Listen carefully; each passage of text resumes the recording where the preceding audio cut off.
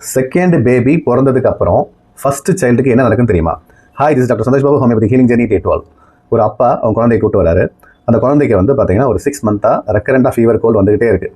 இந்த ஒரு குழந்தைய வந்து நம்ம ஃபாதர்கிட்ட வந்து கேஸ் ஹிஸ்ட்ரி எடுக்கும்போது அவர் சொன்ன ஹிஸ்ட்ரி, சார் இந்த ரெண்டாவது குழந்தை வந்து ஒரு 6 மாதம் மாதிரி பிறந்தாங்க. அது பிறந்ததுலேருந்து தான் பார்த்தீங்கன்னா என்னோட இது எல்லாமே சேஞ்ச் ஆகிடுச்சு, அடிக்கடி இந்த ப்ராப்ளம் வந்துட்டே இருக்குன்னு சொன்னாங்க. அப்போ நம்ம ஃபைண்ட் அவுட் பண்ண விஷயம்னா, ஜென்ரலாகவே இந்த ரெண்டாவது குழந்தை பிறந்தாலே ஃபர்ஸ்ட் குழந்தையோட அட்டென்ஷன் வந்து கம்ப்ளீட்டாக லாஸ்ட் ஆகிடும். யாருமே வந்து ஃபர்ஸ்ட் குழந்தைய வந்து கேர் அவ்வளோ பண்ண மாட்டாங்க. வீட்டில் யாரும் சொந்தக்காரங்க வந்தாலும் சரி, செகண்ட் குழந்தைக்கு ட்ரெஸ் எடுத்து கொடுப்பாங்க, செகண்ட் குழந்தைக்கு எதாவது வாங்கி கொடுப்பாங்க. வந்தவொடனே செகண்ட் குழந்தை கொஞ்சம் போது நான் குழந்தை வாட்ச் பண்ணிட்டு இருக்கும். என்னாச்சு இவ்வளோ நாள் வரைக்கும் நம்ம எல்லாரும் நம்மள தானே கொஞ்சம் நாங்கள் திடீர்னு தம்பியை பார்க்க ஆரம்பிச்சிட்டாங்க. அப்போ நமக்கு யாரும் பிடிக்கலையா? நம்ம அம்மாக்கே நம்ம பிடிக்கலையே, நம்ம அம்மா டெய்லி நம்ம பக்கத்துல படுக்க வச்சு தூங்குவாங்க, இப்போ நான் என்ன தனியாக படுக்க வைக்கிறாங்களா அப்படின்ற மாதிரி குழந்தை வந்து ஏங்க ஆரம்பிச்சிடுவாங்க. அந்த குழந்தை ஏக்கம் அதிகமாகும் போது என்ன ஆகுனா, அதுக்கும் பார்த்தீங்கன்னா மைண்ட் இருக்குது. நம்ம நினைச்சிருக்கோம் குழந்தைங்களாம் என்ன மைண்ட் நினைக்கிறோம், குழந்தைக்கு தான் அவ்வளோ மைண்ட் சிம்டம்ஸ் இருக்கும்.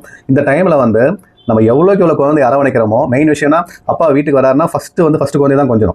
அந்த ஃபர்ஸ்ட் குழந்தை கொஞ்சனோடனே பார்த்தீங்கன்னா, ஓ அப்பா நமக்கு தான் பிடிக்குது அப்படின்ற மாதிரி வந்து குழந்தை வந்து அலர்ட் ஆகிடும். அதே மாதிரி in front of first child second குழந்தை திட்டுற மாதிரி நடிக்கணும். அவன் நடிக்கும் போது சொன்னா அப்பா தம்பியை திட்டாதப்பான்னு சொல்லி அண்ணா சொல்லுவான்.